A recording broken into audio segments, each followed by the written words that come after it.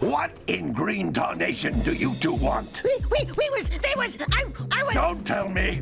Instead of heeding my wisdom, the two of you went mucking around in the only place that I told you not to go! Welcome to MojoPlays. And sometimes, a game doesn't need a full from the ground up remake, it just needs some touch-ups to make it available for a new audience. Plus, it has a special ingredient, too hot for the FDA. It'll give you the get up and go you need to do all the pathetic stuff you have to do. Before we continue, be sure to subscribe to our channel and ring the bell to get notified about our latest videos.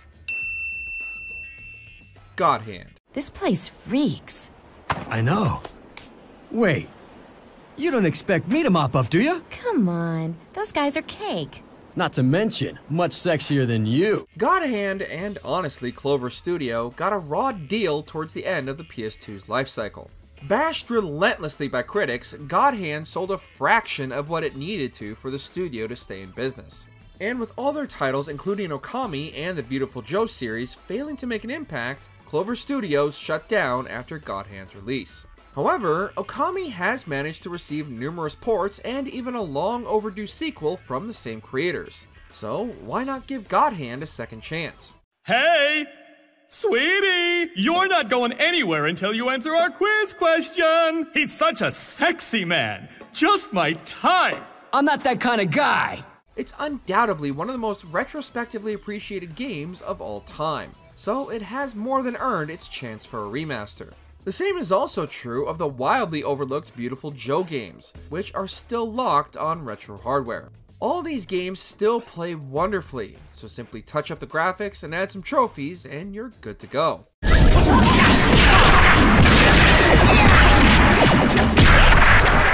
Eco. One of the earliest works from Team Eco before Shadow of the Colossus dominated the conversation, Eco remains one of the most beautifully crafted video games on the PS2 and released at the start of the console's life cycle no less. However, Eco is often overlooked in favor of its follow-up Shadow of the Colossus and never really managed to step outside of that game's enormous shadow. While Colossus has received universal acclaim and even a gorgeous remake on the PS4, Eco has long been forgotten and left a couple generations behind. The game's gorgeous art style and dynamically evolving relationship between the player and NPC Yorda remains incredibly complex, and the game's elaborately designed castle and puzzles are perfectly woven into its architecture rather than feeling forced. Eco deserves just as much love as its follow-up, and if we can't get a remake, at the very least a remaster of this classic. Please? Timesplitters Trilogy. You go after them! I'll hold them off here! Hey! Yeah? Good luck. Thanks. PlayStation might not have ever found their Halo killer, but the Timesplitters series came damn close. Created by the masterminds behind FPS classics like GoldenEye 007 and Perfect Dark, the game's gorgeous art style and solid shooting mechanics made it an instant hit with FPS fans and weekend LAN parties. Ask your dad if you don't know what that means. Has anyone ever told you you have a screw loose? While the trilogy has been re-released on modern consoles, these are simply ports of the originals, and don't take advantage of the numerous updates a remaster could employ. The games are still as fun as ever and deliver experiences and memories modern shooters can't compete with. So collecting all the games into a single bundle and giving them a remaster sheen only bring in the nostalgic crowd, but also newcomers who have heard the legends passed down through the ages of long multiplayer match weekends. And couch co-op is non-negotiable. Cortez, you're my hero. I know. It's what I do. Tenu Wrath of Heaven. No! No! Modern stealth games just can't hide in the shadows the way the PS2 era could. While we'd love the whole series to get an update, if we could only pick one, we'd have to go with arguably the most beloved entry in the franchise, Wrath of Heaven. Whereas modern stealth games allow players more freedom in their stealth, Tenu rewards players for playing as stealthily as possible and making use of all the tools of the trade of the ninja. Naturally, some updates and tweaks to the gameplay would need to be made, most likely an easier journalist mode, but the series remains the gold standard of the stealth genre even 20 years later, and more than deserves to re-emerge from the shadows. There's a reason everyone got excited at the possibility of Sekiro initially being a new Tenchu game, and it's because Assassin's Creed has got nothing on Tenchu. Not even Tenrai's vicious sorcery could defeat our mighty ninja. We are lucky those two are on our side. Very lucky indeed. Tomb Raider Legend Trilogy. I only want the truth, whatever it may be. I'll ring you later. Lara is nothing if not resourceful. After a series of successful releases on the PS1, her first PS2 adventure left a lot to be desired, and the series was soft rebooted with a trilogy of releases: Legend, Anniversary, and Underworld. These new entries proved to be incredibly popular, and successfully updated the Tomb Raider formula while also making significant improvements. So far, we've gotten remasters of the original Tomb Raider trilogy, and most recently a collection including The Last Revelation, Chronicles, and the ill-fated Angel of Darkness. The improvements to these titles reaffirmed Lara's status as an adventure icon, and even made Angel of Darkness more enjoyable, so why not do the same for the follow-up trilogy? For fans who were looking for an updated version of the classic Tomb Raider formula and aren't fans of the reboot trilogy, the Legend trilogy manages to be the best of both worlds. Make it happen, Aspire. Rest in peace. Socom US Navy SEALs Trilogy. For nearly this entire generation, Sony has been obsessed with live service games, despite heavy opposition from every single PlayStation fan, and while almost every single one has been a colossal failure, there was one standout: Helldivers 2. Turns out, giving players a fun, engaging way to play missions with their friends without over-monetizing the crap out of it was always the way to go. So, why not apply the same logic to an IP just dying to come back? Socom was one of the earliest titles on the PS2 to make use of online play, and in the modern era, when that's become the standard, the Socom series is long overdue. If Sony is reluctant to create a new entry, then remastering the classic trilogy would be a way to get fans excited about the series again and introduce newcomers to the classic team-focused gameplay. It's an easy win, Sony. Midnight Club 3 Dub Edition. So go look through the cars, pick out what you want, and don't try to get funny with the price, cause this ain't the ghetto. While there have been no shortage of open-world racing games in the last couple generations, there's no denying they've all been missing something, and all end up feeling rather generic. Back on the PS2, however, that wasn't the case, and leading these titles was the Midnight Club series. While all the games in the Midnight Club franchise are fantastic, the third entry, specifically the Dub Edition, was the pinnacle of the series. With a wealth of cars and a gorgeous open world to explore and race, not to mention the ridiculous amount of customization options, Midnight Club 3 was the best the genre had to offer, and by all accounts, still is.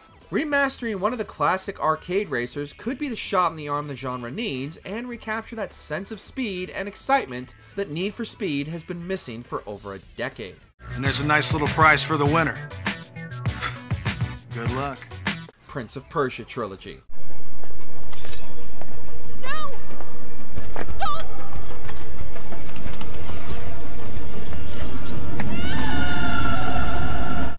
We know, there's a full-blown remake coming soon, but while we wait for that title to someday come to fruition, we'd love to revisit the classic Prince of Persia trilogy that is still locked back on retro hardware.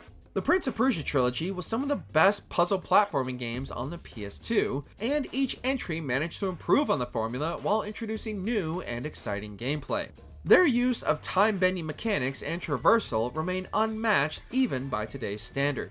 The trilogy was already collected together for the PS3, so beyond updating the graphics and making some modern gameplay tweaks, re-releasing the collection should be an easy win for a company in desperate need of them like Ubisoft. Plus, what better way to get fans excited for a remake of the classic Sands of Time than let them revisit the entire series? Do not leave me behind! Dragon Quest VIII. You weren't thinking of going without me, I hope? I'm the best there is when it comes to looking for people. It's the resistance, as they say. Dragon Quest might not have the same name recognition of its cousin, Final Fantasy, but the series has consistently delivered quality experiences filled to the limit with Akira Toriyama's gorgeous art. While we wait for the 12th entry in the series to release someday, hopefully soon, why not give us the chance to relive one of the best entries in the series? Dragon Quest VIII delivers the best possible version of everything fans of the series have come to love over the years, alongside the classic and highly influential turn-based battles the series is known for. The first fully 3D entry in the series remains a gorgeous visual spectacle, and updating Toriyama's art style to glorious 4K would make the already classic style even more iconic. With other entries in the Dragon Quest series receiving much needed updates, Dragon Quest VIII needs to receive the same love and attention sooner rather than later. If the memory of my tale can serve you on your quest, it would bring great relief to my soul. The Suffering. Inmate, back in your cell. Everything's under control. PS2-style horror games have experienced a renaissance this generation and reignited fans' appreciation for the old-school-style horror games of that generation. Now is the best time for an overlooked classic and its sequel to have their time in the spotlight. The Suffering series managed to find a small but dedicated fanbase who would love nothing more than a way to relive the classic prison horror series. With some of the most grotesque and creative creature designs this side of Silent Hill, The Suffering not only horrified players psychologically, but also let them experience this terror from either a first or third-person perspective, which was a revolutionary option at the time. Naturally, The Suffering was overshadowed by the likes of Silent Hill and Resident Evil, but remains a cult classic that is almost impossible to play today, remaining locked on retro hardware with no chance of parole.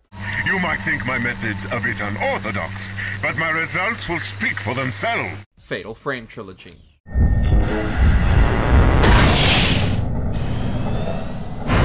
Much like The Suffering, the Fatal Frame series couldn't compete with the rest of the horror crowd, but still managed to give players nightmares even Silent Hill couldn't compete with. The idea of your only weapon being an old camera and having to let the ghost get close enough to do damage was downright terrifying.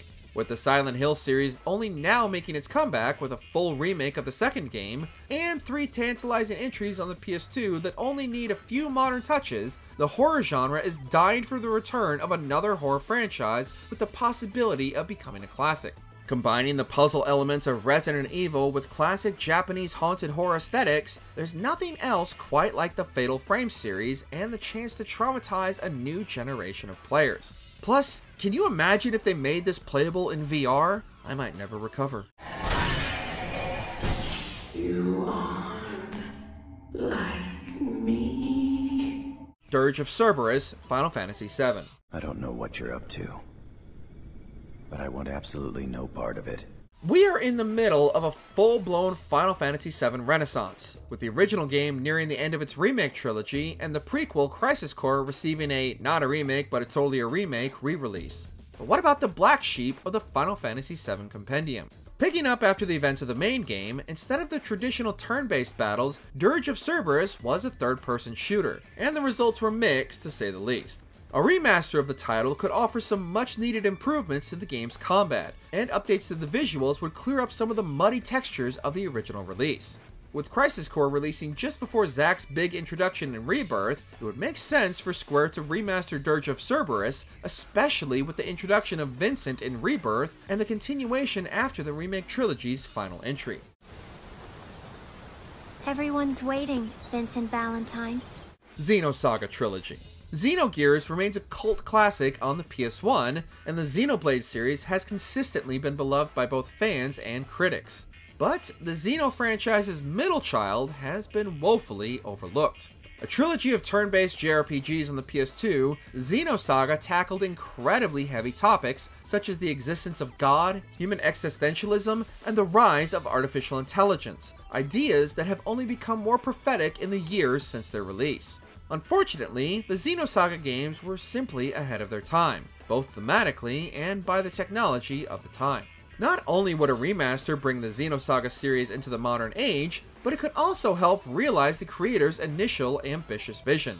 The fact that multiple characters from Xenosaga appear in Xenoblade lends credence to the developer's desire to return to the series one day, and there's no better time than the present. The Simpsons Hit and Run. Oh, do I have to? You can drop it off on the way to work. And I have to go to work? What was once one of the most popular and profitable IPs ever, EA has let the Simpsons license rest idle for far too long. Remastering one of the best Simpsons games is a no-brainer, but for whatever reason, EA is ignoring this incredibly easy win for the company. It's like they're allergic to money. Perfectly adapting the sandbox GTA style to the town of Springfield worked better than it had any right to, and the series' trademark humor made the game an instant classic.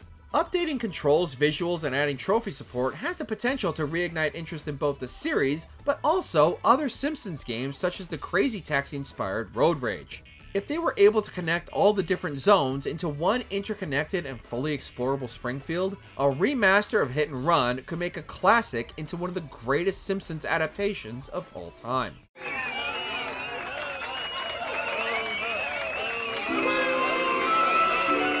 Bully. We've been expecting you. Welcome to Bullworth Academy. I'm sure you'll be very happy here. This one is so easy, it's almost insulting how Rockstar has overlooked remastering this classic. While the company is seemingly solely focused on the GTA series, fans have been demanding a sequel or a remake of this schoolyard sandbox. However, we'd argue Bully doesn't need a full remake, simply an updated remaster with quality of life improvements modern audiences would expect. The tamer than GTA but still hilariously satirical stories told within Bullworth Academy is still as resonant today as it was 2 decades ago, full of interesting and beloved characters and a world worth exploring. GTA Definitive Edition might have been more positive before its release, but given all the issues with that remaster, we doubt Rockstar would make the same mistake twice. Just be sure to give remaster duties to someone other than Grove Street Games this time. This one deserves a handcrafted remaster, not an AI-generated one. We should definitely hang out. Yeah, I've heard a lot of things about you. Yeah, whatever. Okay. Shadow Hearts Covenant. If Expedition 33 proved anything, it's that RPG fans still love fun, classic turn-based combat, and there is still a strong demand within the RPG genre. Decades before Expedition 33 was setting out on their adventure, Shadow Hearts was bringing fresh innovation to the genre with its Judgment Ring.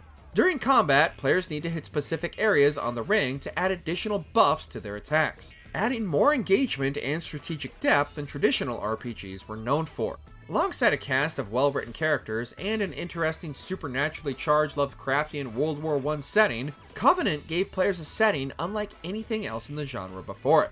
While Covenant is the second entry of a trilogy on the PS2, it's undeniably the fan favorite, and while we'd love the entire trilogy to get touched up, we'd settle for Covenant instead of nothing at all. Dark Cloud 1 and 2. The Dark Cloud series offered players a refreshing take on not only JRPGs and the dungeon crawling formula, but its combination of combat, traditional RPG mechanics, and city building made it unlike anything else at the time. While yes, both games are available on PSN right now, and you should absolutely play both, these emulated versions are nothing compared to what they could be with a little modern remastering. The first game would undoubtedly need the most work, implementing voice acting and gameplay mechanics from a sequel to make it a much more streamlined experience. In addition, if they could somehow adapt the cel-shaded art style of Dark Cloud 2 to its predecessor, not only would it create a more cohesive experience between the two, but updating the already gorgeous art of the second game could make the complete package an absolute visual knockout on top of an already top-tier experience. Legacy of Cain, Defiance. But does one ever truly have a choice? One can only match, move by move, the machinations of fate. Raziel might finally be getting his time in the sunlight with the remastered version of Soul Reaver 1 and 2, but that's only half the story. There were 2 other entries, both prequel and sequel, that tie up the events of the series respectively, Blood Omen 2 and Legacy of Cain, Defiance. Both are integral entries into the series' lore and conclusion, and are essential in finishing the story for newcomers experiencing the recent remasters for the first time. Both games offer unique playstyles and innovative mechanics for both protagonists Cain and Raziel. And considering both entries were PS2 exclusives, not only will they likely not need a ton of work to bring them up to modern standards, but this will be the first time anyone without a PS2 back in the day can experience these blood-draining adventures. I cannot help you, even if I was inclined to. Burnout III Takedown.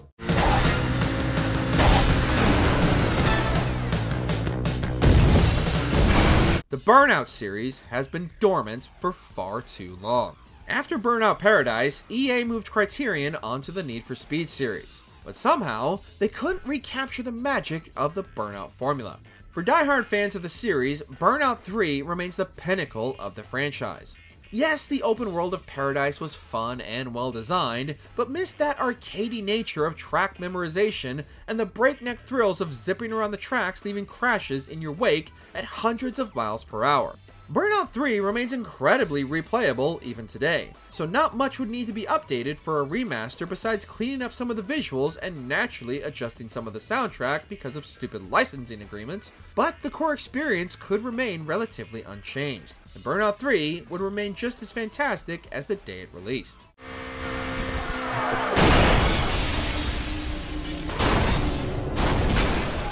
Jak and Daxter Trilogy. I've been crawling around in this place, risking my tail, literally, to save you!